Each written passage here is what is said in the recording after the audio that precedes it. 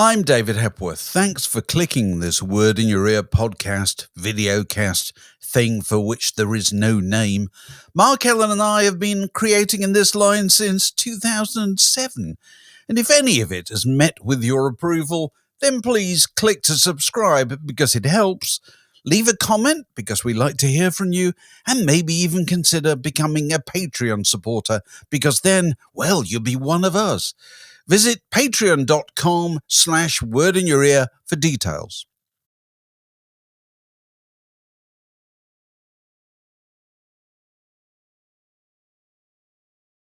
Welcome to another edition of Word in Your Ear. Now, we all have our views of the life and work of Frank Zappa, but they may well be adjusted after reading Earth to Moon, the same man observed by his daughter, which is a fantastically colourful and grippingly readable story, but also alarming and quite harrowing at times. It's had a lot of impact. Very nice to be joined by Moon Zappa. How are you, Moon? All right? I'm well. Thank you so much for having me on your wonderful program. Not at all. Fantastic to see you. Now, I mean, the book is broadly about two characters. It's not just your father, but it's also your mother, Gail. Can you give us a quick sketch of those two people? Well, I like to think of them more as archetypes because they're, first of all, we were on a stage from the time I was born. My father had already had much success by the age of 25. He already had been labeled a genius. And Gail, and by the way, I was introduced to my actual parents as Frank and Gail. They did not want to be called mom and dad or anything like this. In fact, the F word for me was family. And but Gail, she was just, as her name, a formidable force. And what about Frank? Give us a sketch of him. I used to describe Frank as a cross between Jesus and Spock, because he had this very not cold, but just he could reduce things to their micro essence and in a very clean, direct, laser-like way. But he also administered to the flocks with his electric guitar, and he really spoke for, I would say, the underdogs of the marginalized and these sort of nerdy mental brainiacs that previously had maybe hidden in their homes, and they felt, oh, this is my public representative. Yes. So where were you brought up? Tell us about your earliest memories. So apparently, my life began in New York in a basement apartment on Jane Street, and then Gail became less enamored with the city when there was, I guess, a garbage strike in that winter, and so she moved what was our family, the three of us, to what was known as the log cabin in Laurel Canyon in Hollywood, California.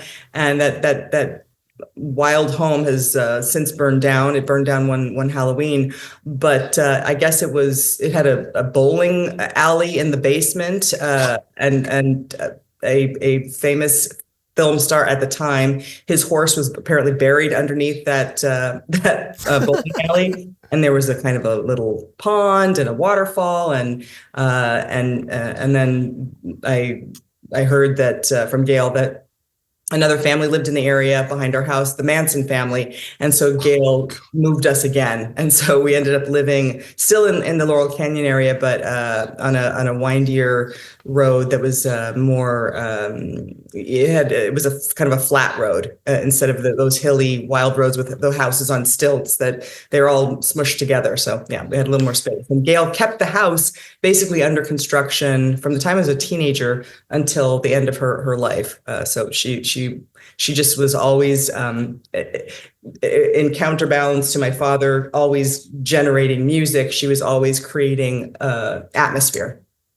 Well, so much of the book is about just what domestic life was like. And I'm just going to read, if you don't mind, just two sentences here early on, which, as far as I can see, really perfectly give you an idea of what's involved. You say here, the house smells of pungent men and women who dance on our kitchen countertops.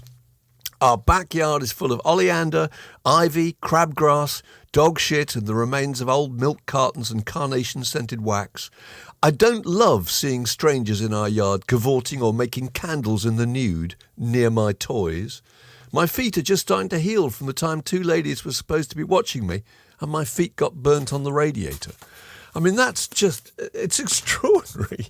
At what point did you start thinking this is an unusual life? I think fairly early on. I mean, I always had a sense of disorientation, I guess, to begin with. There was just so much, for me, I felt so much commotion around me, and people really made a big deal out of Dweezil's name when he was born. He's 2 years younger. And so the story I was told was that when Gail was at the hospital having Dweezil, the nurses were so upset that they were naming him Dweezil that they apparently refused to feed her. So my father angrily named Dweezil Ian Donald Calvin Euclid Dweezil Zappa after his band at the time. And so, and I just remember already hearing that about, our names are possibly problematic, for example. And when Dweezil turned 5, he asked to have those other names removed. And so, as one does, removes names legally at the courthouse, and he just became Dweezil Zappa. Was your name problematic? That's a very obvious question, but you call Moon isn't that obviously eccentric? But Moon Unit when you were at school, did you get? By the time I got to school, people thought my name was funny, and I definitely hid my middle name because I think people associated it with lunar landing devices. And when I was older, unit was it's your private parts if you're a man, and so I was not happy about my middle name, but. What I write about in the book is that Gail was given the choice of Moon or Motorhead, and she went with Moon. Unit is actually because I was the firstborn and we became a family unit. And so I took my name very literally, that I was supposed to circumnavigate around the sun, my father. And because I was a unit, I really had this very strong sense of loyalty to my family. It was just embedded in my DNA. Right. So you what was the pattern of family life like? Because your father was away a great deal of the time, wasn't he? He would leave, and I didn't really realize that until I was doing my research, and I was looking at his touring schedules, and I thought, oh my goodness, a lot of Gail's anger and her erratic moods, I imagine being left to care for 2 small children while my father is touring for sometimes 9 months out of the year. That's a very difficult situation. And plus her own father had just passed away recently. So she's grieving the loss of the other most important man in her life. And my father is away and he's having the time of his life. And that was not when we didn't have cell phones and texting back then. So you'd wait and then there'd be the time difference. And so it must have been difficult for her. So that was a surprise to me that even though I have my own frustrations in terms of how I was parented, I really discovered more empathy for Gail and how difficult that situation was. Yeah, because you kind of realized through her and through her anxieties and through her talking about it that obviously there were a lot of other women when he was on tour who were interested in him. Yes. And you, age whatever you would have been, I don't know, 8 or 9 or whatever, had to develop this idea that these women might entice your father away from the family home. It's really quite moving to read that, actually, and it must have been incredibly upsetting. Yeah, and the other thing that was confusing is my father would say, well, they don't mean anything to me, and I always come back to you. He'd say this to Gail. And so in my head, I did kid math, and I thought, well, if he's never around for us, and he is with these women that mean nothing, I must be worth less than nothing. Yes. And Yes. so I just had no sense that I was valuable because he was gone so much. And so one could say that's a form of neglect. And then Gail was a different person when Frank was away. And then she was obviously much calmer when he was home because there was, even though he didn't do a lot of the parenting, there was the illusion that there was a present partner. Right. Did you feel? Sorry, Dave, you go on. But when he was there, well, he wasn't like a normal father. He wasn't getting up at the same time as a normal father. And tell us about that. Yeah, so even when he was home, he would sleep during the day like a vampire, and he would wake at night, and he would work.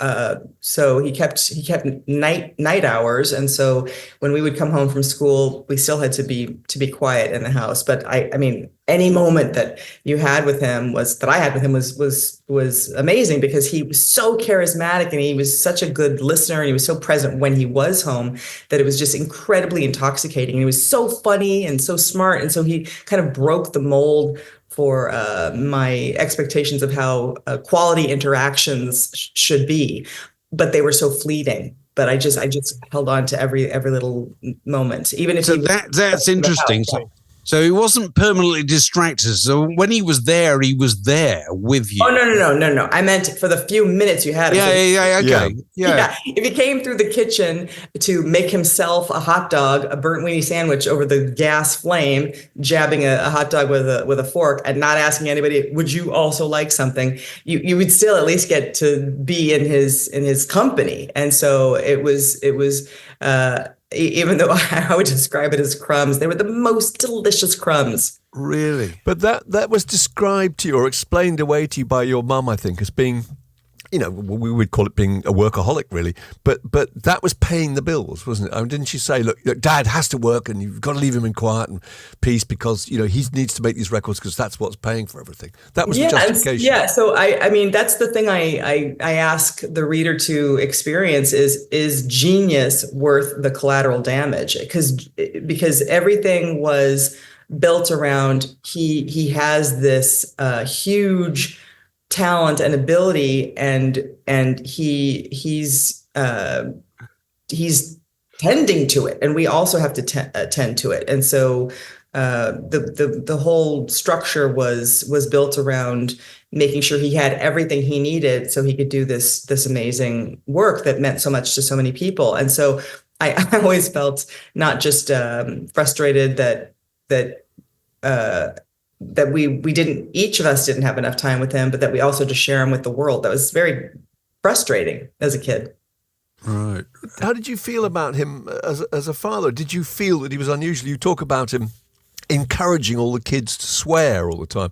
And then you talk about him, and I found this alarming, about wandering around the house in the nude, and you'd have your mates over for a sleepover, and suddenly your naked father would walk past the door. I mean, I found that quite hard to process, really. Yeah. Somebody pointed out in one of the book events that I did, at least he didn't do drugs. And I thought, that is so true. It was wild, but there wasn't that added screen of additional chaos and mayhem. And because he was so adamant about no drugs, he'd fire bandmates if they partook in anything, because he was responsible for delivering something to his audience, and he was not willing to be hauled off someplace or have a show be ruined. He was so exacting in his rehearsals, and he really wanted people to be present. And so I think that. But how did your friends feel about him, or were they all from the kind of families that had unusual, if you like, showbiz families and different domestic setups, and they were more understanding? Well, he was so tall and he was so determined and focused that he already had a kind of intimidating presence. And then he was so cool looking, and our house it did feel very artistic. And so people really loved coming to the house because it was such a departure from their day-to-day normal breakfast, dinner with the family, lunch at school, those kind of regular, those hours. And so it was for them a huge escape. And I didn't realize that I was craving boundaries and edges until I got into high school. Right, yeah, because later on you talk about looking at other families and going, God, they do things differently. They all have meals at the same time around a table, and they've got two sets of grandparents, and they've got parents who help out with the homework, and they go on vacations and all that. You know, I mean, that must have been a major moment when you looked around and thought that not everybody's living like this. The idea that somebody could plan ahead for something was shocking to me. Yeah. I don't know if it got into the book, but I remember being in my early 20s, and I was in Germany, and I was on a bus, and an elderly woman smiled at me, and I turned around to see who she was smiling at. When I realized it was me, I thought, that is the first genuine smile from a human to another human, because in Los Angeles, everybody wants something. There's just that feeling that maybe it's disingenuous. They want to be close to my father. All these kinds of situations. So I mean, it was quite a startling experience for me to just really. It just was a big surprise. So tell us the story of Valley Girl, your extraordinary hit record, which plays a very central part in this whole story, doesn't it? The story it's of the a whole pivotal family. Moment. Yeah, just tell us how this came to be. Well, what's really funny is when I turned the book in, I had none of the Valley Girl stuff in the book. And obviously my editor was like, most known for is missing from the book. And it didn't even register. It was in such a blind spot for me, because it was some of the last stuff I wrote, because I didn't realize how difficult and fraught that time period actually was for me. So I was just a 13-year-old wanting to spend time with my father. By then I had figured out, he spends a lot of time in his studio. So I guess I really want to spend time with him. We should probably work together. I should be in the studio with him. This is, again, my kid logic. So I wrote a note. I slid it under the studio door, and it said, if you'd like to work together, I could do that voice that makes you laugh, which was the voice I'd heard my peers.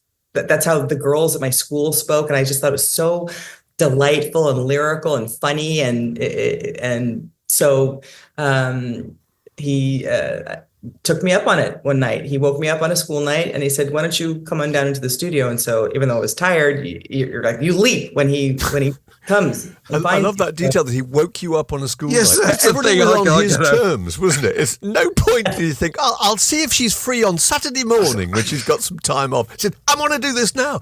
And so you went down, and he'd already done a backing track, I think, hadn't he? Yes, exactly. I mean, it's a phenomenal track. Yeah, it's so the way it was recorded is bass line especially. So and so you have to drop in phrases, don't you? Valley Girl, she's a valley, and then you drop in that kind of going to the max or whatever, Yeah. So for me, it was just there were these little spaces, and I had to fill that little space with some improvisation. And so maybe we just did 15 takes, but he loved to improvise, and so he would just say, "Talk about the cat box. Talk about." Whatever, being at school. And then he'd say, throw in tubular. And so I just would go back in, and I would tell a story, and I'd try to work in the elements that he was. Gag me with a spoon. Yeah, exactly. That he was suggesting. And and we were laughing because these were not phrases, but they were phrases done in the style of this colloquial way of speaking. So, bag your face, gag me with a spoon. I think bag your face probably came from that. I think there was a comic at that time that was on TV a lot, and he wore a bag over his face. And I think my father thought that was very funny and avant-garde. And so he's say bag your face. And so that was it. That was that night, and it was preserved. And I just thought that was a fun night with my father. And then later he said, I'm gonna put it on the album. And I didn't know what that meant. I was like, okay. And then it took off. It had a life of its own. And so he was on tour at that time, and all of a sudden I'm just a ninth grader with acne and nerdy as can be. And all of a sudden I'm asked to be in front of journalists and on television and basically representing this song and talking about the experience. But the crazy thing was that at home, my mother was very, she said to me, well, improvising isn't writing. You didn't write this. And she would say, I'm the only reason you got any publishing or money for it. And so I had this feeling that I did nothing. I was nothing. And then I had to go out and promote it as though I was proud of this thing that I had done with my father. And so I had this public me, this private me where I wasn't happy in my home life. And then I had a much more secret me that was just trying to make sense of all these different ways I had to be in the world. So, I mean, this record was, it was a big hit, wasn't it? And your father had a long career of very respected musician, but he never had the commercial success he felt he ought to have had. Exactly. Except this. Right. So this thing is the breakout song that gets airplay, that gets huge publicity. And I think he was honestly mortified that in no way represented the full body of his work. He had R&B and classical and politically satiric work. And then all of a sudden it's this I won't say frivolous, but this little slice of what life is like in this certain region in our hometown, essentially. And I remember also at the time, Randy Newman's Short People. He was also experiencing a similar situation where he had wonderful work, and these songs were kind of plucked out. And initially there was a lot of enthusiasm, and then little by little there was a kind of sense that it was I forget the word they used, not it was seen as more weird and one-off, that it wasn't technically music. It was more like a novelty. Yeah, novelty, exactly. A novelty song. And that was really frustrating. So there was that added thing. So now I'm promoting a thing that nobody wants, that I'm told I didn't do. I mean, it just goes on and on. These weird layers that adults would have difficulty managing all these. That's so complicated. Yeah. You're led to believe that it's nothing to do with you and you weren't a part of the creative process. And then your father is actually, in some ways, incensed that his most successful thing is something with you. I mean, it's just ridiculous. Yeah, and he didn't turn up at the Grammys, did he? Because you go to the Grammys and then he wouldn't come, or he couldn't come. He was on tour. I think he must have been away. I couldn't figure out. But yes, and we lost to Survivor's Eye of the Tiger. So honourable second. Here's some insult and here's some injury on the top. Exactly. Oh Lord, that's terrible. But there's one more element of this. Well, there's several actually. Because I was talking to Dave about this earlier. But my theory is that Valley Girl, the song had enormous cultural impact, actually. And then I don't think there would have been movies later on like Clueless if it hadn't been for Valley Girl, because Valley Girl gave the entire world an understanding of this species of stereotypical Los Angeles girl, which you could get a lot of kind of humor and entertainment out of. That's true, I mean, isn't it really is. It's an archetype. It's another archetype of that. I think there is a version of that universally, and that's. I mean, I was receiving fan mail from Japan and Australia, and so I thought, oh, okay, this is weirdly relatable. Who knew? It's even ended up in some linguistic studies. I heard something like a radio program about where the like is placed. You actually learn something about somebody's socioeconomic circumstances. Oh, really? Yeah. So I think is it in Ireland? They say it at the end of the sentence. Oh, they do. That's interesting. Yes, I know. Yeah.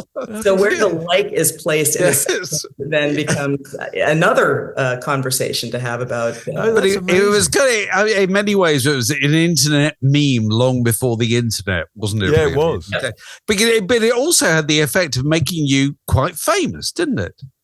And I didn't realize that. I did not understand the impact. That it was one of those situations where people would tell me, "Oh, I remember exactly where I was when I heard the song. It kind of coalesced a moment for them in time in the same way that Duran Duran did it for me, or something like this. So I didn't realize how how much people see it as a doorway into their experience in the 80s. And you talked about being at school and how everybody immediately thought that the family must be very, very well off. In fact, I think Frank did actually have a Rolls Royce and occasionally would drive around this Rolls Royce. So people got the kind of impression that you were wealthy, you know. So yeah, because people associate fame equals with instant money. But I thought it was another interesting point about the record was that throughout the book is this idea that the Zappa family are struggling to make, you know, he has some commercial success, your father, but it's not enormous. It's things like Hot Rats, you know. And then suddenly this record comes along. This is not only his most successful record, but obviously it's his biggest earning record. So suddenly money through you is pouring into the Zappa household. And you went off on a big trip around Europe, didn't you? The whole family, kind of, as far as I can see, funded by the fact that, you know, all this cash was now coming in. Yeah, and remember at the time, Frank had started his own record label, so every dollar he received directly. So Yes. and they had a mail order business at that time. So it certainly changed the culture of our home. And like you said, we went on this trip as a family. And even though we didn't get to necessarily go on tour with him, we saw a couple of shows. And unfortunately, and then he drags you up to go on. Tell us that story. Yeah, so the only time I ever performed Valley Girl with my father was in Germany.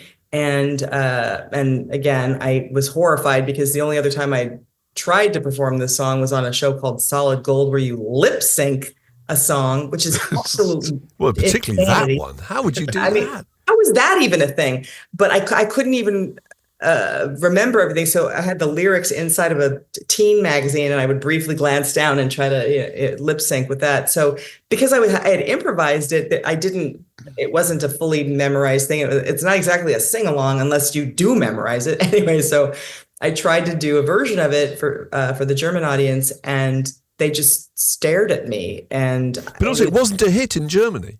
No. You see, that's the interesting thing. He decides, your father, on the spur of the moment, here's a great idea. I'll bring my daughter on, we'll do Valley Girl. In a country that don't even know this, they don't really know the record. And if they did, they didn't really care about it. And they don't speak the language, and they don't. Exactly. There was no way for them to really encounter this song, essentially. And I didn't realize that there was a language barrier and that they were unfamiliar with the song. So I just thought, I will never get on stage again. I do not want to be in front of people, because there was no clapping at the end or like, oh, yay, I get to hear it live. There was none of that. That I guess that's the thing that maybe drives people to keep getting on stage. So I just thought, this is the world I do not want to be in. So yeah, it didn't occur to me until honestly writing about it. I thought that is not setting a kid up for success. No, it's not. It's not at all. Dave and I were both really captivated by that description in the book where you're in London, and I think Gail and Frank again decide they need time on their own, and so you're parked effectively with John Mayall's wife Pamela Mayall, who already has 7 kids of her own, I think. Yes. And the 4 Zappa children and thrown into the mix in a flat. It's not even a house; it's a flat in London. You know, I'm just trying to. I slept in a closet. Dave and I were really respectful of Pamela Mayall. I'm thinking, this is a phenomenal woman. She's an idol. She's an idol for me. I mean, she's a force. So, and it was honestly, that was a big introduction to me about how you could manage a house, because there'd be photos on the wall of trips that she would take them traveling, and she'd make sure that everybody was educated and everybody had these wild adventures every year. She had these wonderful, consistent experiences. And I didn't even know that was on the menu. I did not know this was even an option, because we certainly didn't do that. Because one of the things I like about your book is it kind of ministers to the side of me that is increasingly interested in, when I look at any rock star story, I think, never mind the rock star, tell me about the family. Because behind this is only kept going by loads of other people having to make huge sacrifices. Yeah. Yes. Yeah, I mean, you think that's something, that the general public just are not aware of or don't care about or whatever? I for a long time, I didn't want to write about it because I didn't want to burst anyone's bubble about the projections that they had about it must have been wild. And I would like to have fulfilled the fantasy that they have. But I have navigated projection for so long. I just thought, I feel like the culture's ready to join me in understanding. Right. Absolutely. There's how you imagine it. And then I think you're right, because I think that there'd been a point where people just thought, well, it's like the whole thing about John Lennon. People used to say, John Lennon, terrible father. And people's response would be, well, look, which would I rather as a consumer? Would I rather he sat down at home and wrote Strawberry Fields Forever, or that he was there on time picking up his son Julian from school? Well, I know what I feel about this, So, but I think you're right. I think people are now, the older you get, the more you're interested in the impact of that person's life on the rest of the people around them. Yeah, and I think there was just such an imbalance at the time. When I was, again, doing some of the book events, people would say, oh, this is really a portrait of toxic femininity. And I didn't even know that was a thing. And I was like, oh, I guess it is, because at that time, it was a patriarchy within a patriarchy. So the house was still run like a patriarchy in a society that's patriarchal. And so my mother didn't get the credit due to her for the contribution. She was very much aware that Frank could not do what he did without her doing what she did, but there was not that appreciation and that understanding. And so when those imbalances happen, it just creates more and more friction, tension. And I think that it's still difficult for, my friends, certainly that are working women, working mothers. It's unimaginable to just say, I'm going to just do this. You all figure it out. I mean, I'd like a wife, really. Yeah. Who wouldn't? Yeah. So now, when your father dies, one of the things he says to Gail is, get out of the record business, get out of the music business. I don't know why, but he said it, but she didn't, did she? She did not. He said, split everything 5 ways and just go have happy lives. And he had such a miserable time in terms of the it's just a hard business. Entertainment business is just difficult because you never know if you're going to be able to support yourself. And he was a fluke, in my opinion, because I always wondered, could he write a pop song, or did he just choose not to? Yes. Yeah. Because he was it seemed so determined to have everything on his own terms. But you wrote the pop song, didn't you? You wrote the pop song. If you think improvising is writing, which I do. Yeah, that's the irony. He got his 14-year-old daughter out of bed in the middle of the night. She wrote a pop song, which he couldn't do. Yeah. Well, and that's the thing, too. When I was older and trying to earn a living, I thought, well, how do you have another accident? Accidents is how you make money. And me trying my hardest at times and having no result, I just thought, oh, it really is a mystery. It is so arbitrary how this stuff. But there's a bit where you talk about him being quite resentful about the music industry and saying that he just didn't feel he was critically appreciated enough. He didn't feel he was getting enough radio play. He didn't feel he was having the right kind of commercial success. And you thought, well, I really feel sympathy with him. And I do. But I wondered if that wasn't true actually of most musicians, because no matter what level of success you have, I've never met a musician, and I don't in any way mean this unkindly. I totally understand. I've never met a musician who didn't think that no matter how successful they were, they could have been more successful, or they could have been more critically revered. Because why wouldn't you think like that? It's perfectly natural. Yeah, I know. It's true. I'm listening to Barbra Streisand's memoir at the moment, and she feels she missed out on a lot to opportunities. And you're just like, oh my God, this is it. God Almighty, I could have been a star. Yeah, I think that's why there's such a fascination with TikTok and everything, whatever, all the social platforms, because it's like people inherently want to feel that they matter, and then they want to feel this kind of fulfillment. And fulfillment is extremely rare. You have to really work hard to generate that for yourself. That's that sense that you're in alignment with your life, and that you can feel. I don't know. Just growing up, I thought, oh, it's. I mean, it's why I chose a spiritual path initially, because I just thought, everything for me is just outrunning death. If I could bargain in such a way that I just die in my sleep, what's the path I'm taking so that's a guarantee? Yeah. They're like, I got to make all the money. I got to be on stage. I have to have the thing that adores me. I'm like, that is not I don't care about any of that stuff. I'm just like, can I not have fear and anxiety in my being 24/7, 365? Yes. Right. Going back to your father being ill, you're talking about, I think at one point you say, everyone called him a genius, but what kind of a genius doesn't have medical insurance? I mean, that's an extraordinary thing. So tell us about that, because you were asked to sell your house, weren't you, I think, to try and help fund his care. Yeah, at one point I was asked, so when I did Valley Girl, I apparently made a grand total of $40,000 US.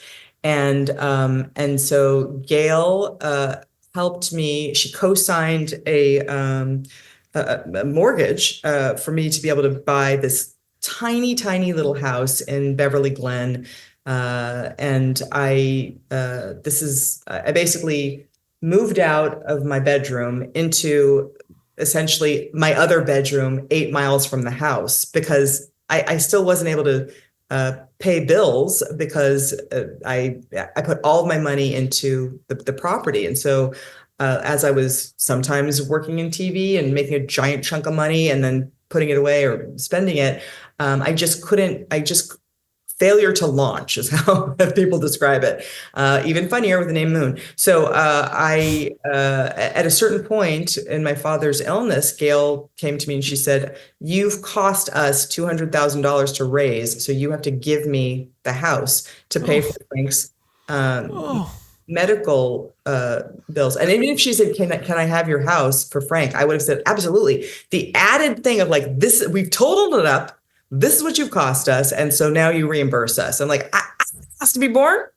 This is just, And again, I did not know this was abnormal. I had no idea, because that's just how our lives were run. And so, again, in writing the book, I was just taking one step and putting one foot in front of the other, one foot in front of the other, and not understand, like, why do I always feel so sad all the time? This is weird. I literally did not understand what was happening. And then again, when I would do readings, people would feel outrage on my behalf. And I thought, it was worse than I imagined, because it's so difficult and even for me as a parent. Now I think, what? That was cuckoo. I would never put my kid through any of this stuff.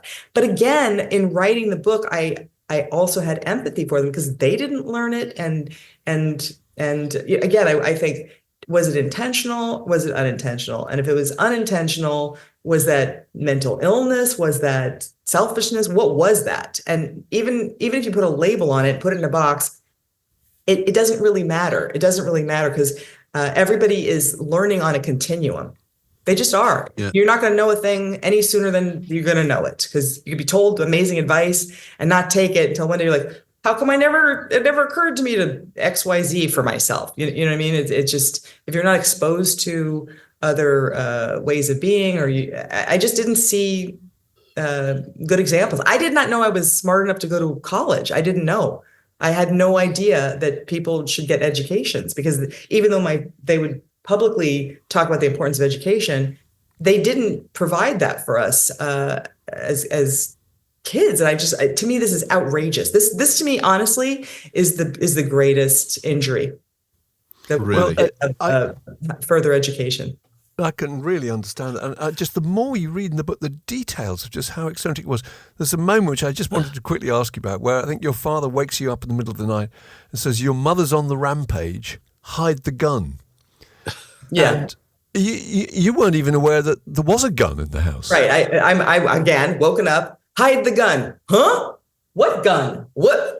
Just again, this kind of but again, this was our life. I didn't know there was another way. Yeah. And so later, when I couldn't afford therapy, I would go into like a 12-step environment, and I would replace drinking with crazy. And I felt like a fraud in those rooms, but I was like, I just want to make sense of this. I wished there was alcohol or drugs to explain the erratic behavior. Yes. So you're in a room surrounded by a load of alcoholics, and then you say, well, my problem is I got a rock star father. I didn't say a word. I just listened. I just kept replacing. I was like, oh, that sounds like my life minus the alcohol. This booze thing sounds great. Are they open?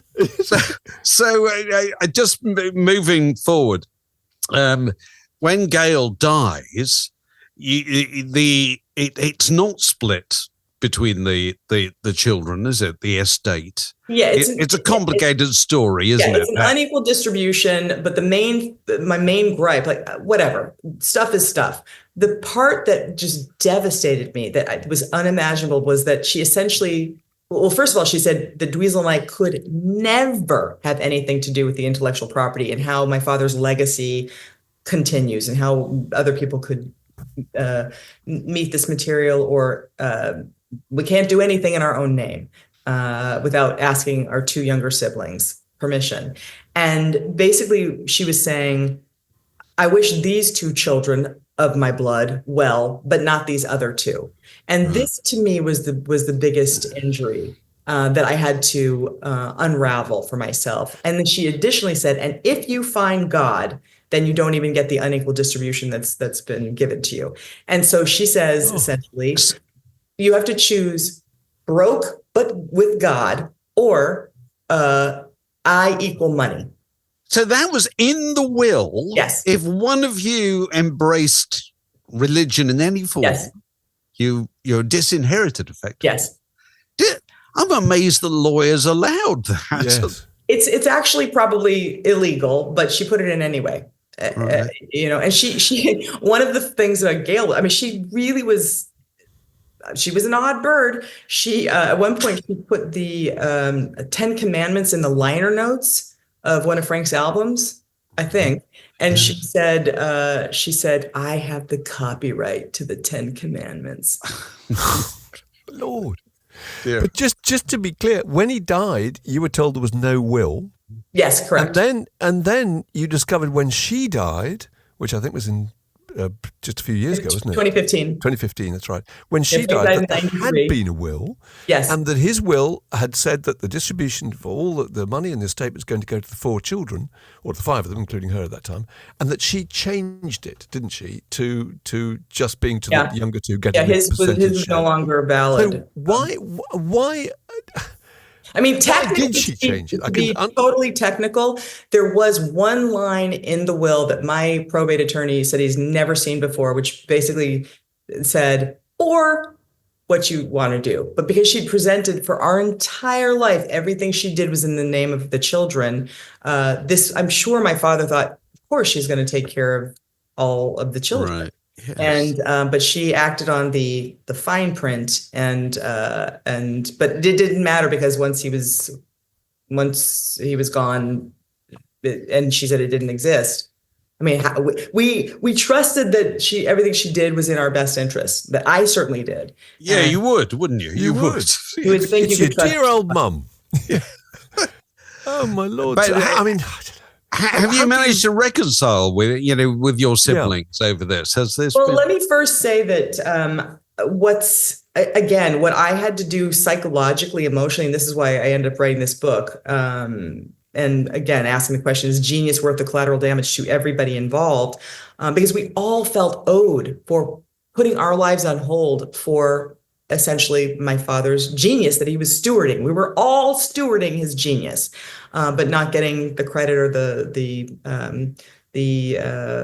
in-kind thank you in some form, recognition, whatever. And so what I had to get bigger than her last word, because in the movies tell us at the very end of someone's life, they go, "I'm so sorry for all I've done. I finally see that you blah blah blah." There's this reconciliation moment, and there's actually, you only get one shot at your last word. And so to me, this was, again, unimaginable that you could die and your horrible thing continues beyond your death. It was too much for me. But little by little, in the process of healing, mending this psychologically, I realized that I had to shrink it down to that's what she chose to do. And I'm actually bigger than her last word. And again, this is my offering to anybody who's going through something similar or will go through something similar. You just have to get bigger than the structures we understand, and shrink it down to, this is a human being who did this thing that everybody gets the dignity of their actions, even if I don't agree, believe in what they do. I want to live by my own values. And so, again, people say, how can you speak to your siblings after all of this? And I say, because everyone learns on a continuum, and I would want to be forgiven. I would want to have somebody say, "Wow, I really don't appreciate what you did there," and I would say, "Oh, yeah, I see, that was horrible. Please, I know you can never forgive me, but I just want to apologize anyway." That's a much more interesting conversation experience as a human on a planet. I mean, it's arbitrary. A lot of this stuff is arbitrary. I didn't choose my height, my eye color. I mean, now we have, obviously, you can change your face and look like a cat or a pig or a horse or a duck or whatever, as much as you like, but for as long as you like. But you can, well, that's a very, very noble and very big-hearted. And to me, it's just logic. Well, I'm really impressed by it. Actually, I really am. That's a really noble and I'm sure very wise attitude. Actually, amazing.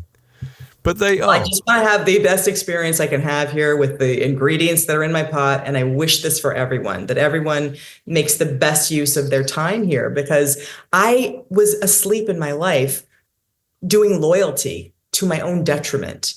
And so I literally had to say, maybe loyalty is not the best value to have. Maybe self-care first, and my generosity comes from a full well, Do you feel you're still recovering from it all? I mean, there's another detail. You said that both your parents died owing millions of dollars. I think they're both millions of dollars in debt.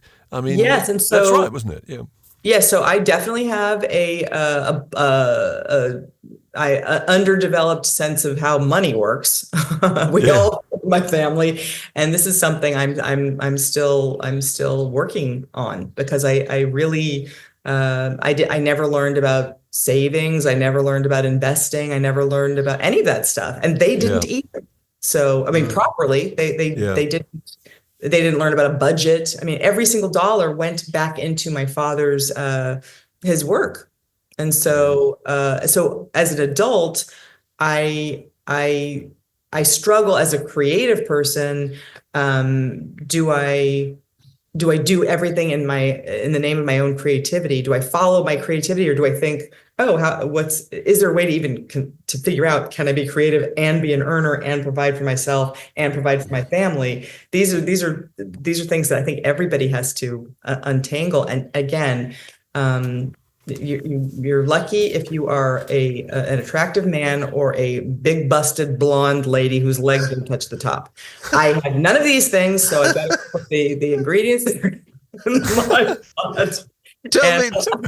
Tell me this though. Do you ever did you ever meet people at parties, in Los Angeles or wherever, and you say, "Oh, I'm Moon Zappa," and you find you're talking to the offspring of, I don't know, Bing Crosby or Frank Sinatra or whatever. You must just bond, mustn't you? It is somebody who's grown up with an incredibly famous parent. Well, because we were such shut-ins, and family we were pretty isolated. We did not have these kinds of interactions. And when I would go to clubs, I would actually go to dance. It didn't even occur to me to, and I didn't drink or anything, so I was not part of the bar culture. So all the normal ways that people met and had exchanges or going to school and having these shared experiences, I didn't have. So again, another reason why I wrote the book was it's a bat signal. It's like anybody else out here that understands what this is like. And I have met some adult children of other celebrities, and we cackle, we laugh and laugh until we die laughing. I had one moment with Jacob Dylan in a parking lot, and we were having a narcissist off, and it was a laugh. So it's just a kind of did that happen to you? Oh yes, we did that as well. Yeah. Oh, have I got a story for you? Yeah. That is fascinating. Well, listen, it's been we've taken up enough of your time. It's been absolutely fascinating. Earth to Moon, by Moon Unit Zappa, a memoir. Is that in paperback now? I think. Yes, I'm thrilled because I'm a paperback reader, so I'm hoping that another wave of people will get to enjoy the book. And the thing is it is. I think it's funny too. I mean, it's incredibly funny. Described a horrible situation, but I think I tell it in a way that people will really enjoy it. So it's incredibly funny. It did really well in hardback, and I'm sure we'll do even better in paperback. It's fantastic to talk to you.